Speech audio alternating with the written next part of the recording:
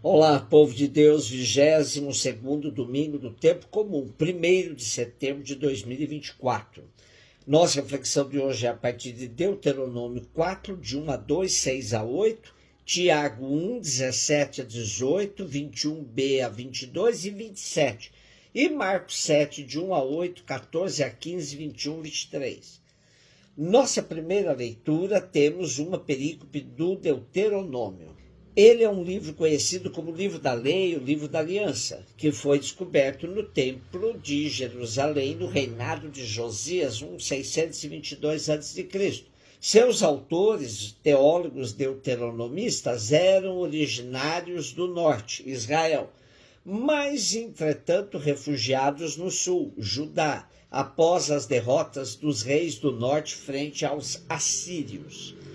Vejamos alguns dados fundamentais da sua teologia. Há um só Deus que deve ser adorado por todo o povo num único lugar de culto, Jerusalém. Esse Deus amou e elegeu Israel e fez com ele uma aliança eterna. E o povo de Deus deve ser um único povo, a propriedade pessoal de Javé. Tudo isso é apresentado num conjunto de 3 discursos de Moisés pronunciados nas planícies de Moabe. Pressentindo a proximidade de sua morte, Moisés deixa ao povo uma espécie de testamento espiritual. Lembra aos hebreus os compromissos assumidos para com Deus e convida-os a renovar a sua aliança com Javé.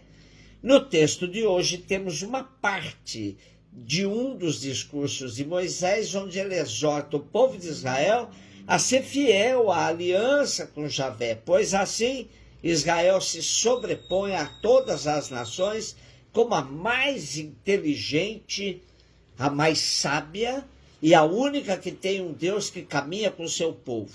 A manifestação visível dessa fidelidade do povo está na adesão e no seguimento de toda a lei, de todo o decreto que constitui na palavra de Deus. Carta de Tiago. Nossa segunda leitura nos apresenta a Carta de Tiago. Ela é um escrito de caráter sapiencial, isto é, mostra a sabedoria do discernimento cristão diante das situações existenciais. Dirige-se a todas as comunidades cristãs simbolizadas pelas 12 tribos do novo povo de Deus.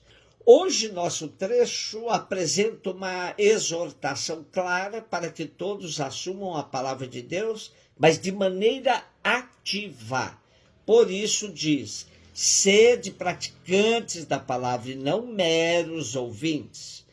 E ser praticante da palavra implica em assumir as obras da caridade e da justiça, tais como assistir os órfãos e as viúvas em suas tribulações. Estes simbolizam os pobres mais vulneráveis da sociedade de então. Marcos 7, 1, 8, 14, 15, 21, 23. Os fariseus e alguns mestres da lei vieram de Jerusalém e se reuniram em torno de Jesus. Eles viam que alguns dos seus discípulos comiam o pão com as mãos impuras, isto é, sem as terem lavado. Com efeito, os fariseus e todos os judeus só comem depois de lavar bem as mãos, seguindo a tradição recebida dos antigos. Ao voltar da praça, eles não comem sem tomar banho.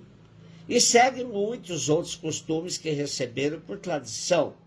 A maneira certa de lavar copos, jarras e vasilhames de cobre. Os fariseus e os mestres da lei perguntaram então a Jesus: por que os teus discípulos não seguem a tradição dos antigos, mas comem o pão sem lavar as mãos?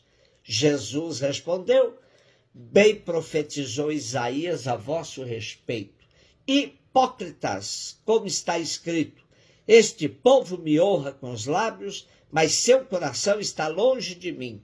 De nada adianta o culto que me prestam, pois as doutrinas que ensinam são preceitos humanos. Vós abandonais o mandamento de Deus para seguir a tradição dos homens.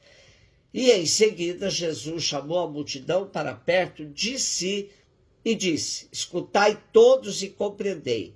O que torna impuro o homem não é o que entra nele vindo de fora, mas o que sai do seu interior, pois é de dentro do coração humano que saem as más intenções, imoralidades, roubos, assassinos, adultérios, ambições desmedidas, maldades, fraudes, devassidão, inveja, calúnia, orgulho, falta de juízo.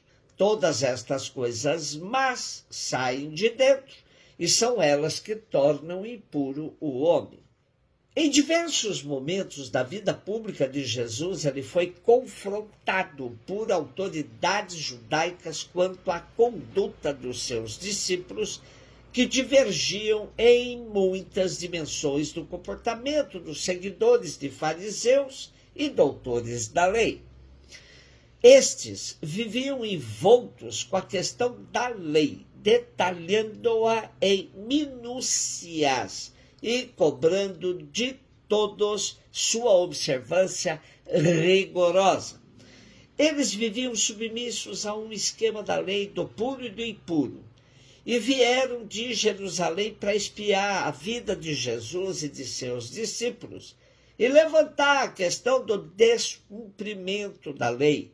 Para compreendermos bem nosso evangelho de hoje, vale a pena mergulharmos na compreensão desta lei.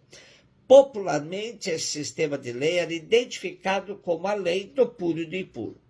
Era grande a preocupação com a pureza. Tal sistema indicava as condições necessárias para alguém poder comparecer diante de Deus e se sentir bem na presença dele. Não se podia comparecer diante de Deus de qualquer jeito. O templo vivia do dinheiro pago ao sacrifício das pessoas que infringiam qualquer uma destas leis. No tempo de Jesus, tocar um leproso, comer com um publicano, comer sem lavar as mãos, etc. Tudo isso tornava a pessoa impura. A qualquer contato com esta pessoa, os outros eram contaminados. Por isso, as pessoas impuras deviam ser evitadas. O povo vivia acuado, sempre ameaçado pelas coisas impuras que ameaçavam a vida. Era obrigado a viver desconfiado de tudo e de todos. Agora, de repente, tudo mudou. Através da fé em Jesus, era possível conseguir a pureza e sentir-se bem diante de Deus, sem que fosse necessário observar todas aquelas leis e normas da tradição dos antigos. Foi uma libertação. A boa nova anunciada por Jesus tirou o povo da defensiva e do medo. Devolveu-lhe a vontade de viver, a alegria de ser filho e filha de Deus, sem medo de ser feliz. Jesus era o religioso sem ritos, pois estes mais serviam para escravizar as pessoas, prendendo-as a questões secundárias. O capítulo 7 de Marcos apresenta Jesus ensinando o povo a partilhar os pães, pois ele estava preocupado era com a fome do povo. E, por outro lado, fariseus e escribas se detinham nos detalhes rituais. Não estavam preocupados com a fome do povo. Era gente de mãos limpas, porque se imiscuíam de sujá-las, matando a fome do povo, de que precisava o pão. E, ao dizer que o que torna o homem puro não é o que vem de fora e vai para o intestino, mas o que sai do coração, Jesus rompe decididamente com a lei do puro e do impuro, que classificava o que podia e o que não podia servir de alimento. E Jesus renova a lista das impurezas, detalhando o que marcava o comportamento das autoridades judaicas. É de dentro do coração humano que saem as más intenções, imoralidades, roubo, assassino, adultério, ambições desmedidas, maldades, fraudes, devassidão, inveja, calúnia, orgulho, falta de juízo. Todas estas coisas más saem de dentro e são elas que tornam impuro o homem. Religião ritualista sem caridade só serve para distanciar as pessoas do Evangelho, afastá-las de Jesus Cristo. Um beijo no seu coração.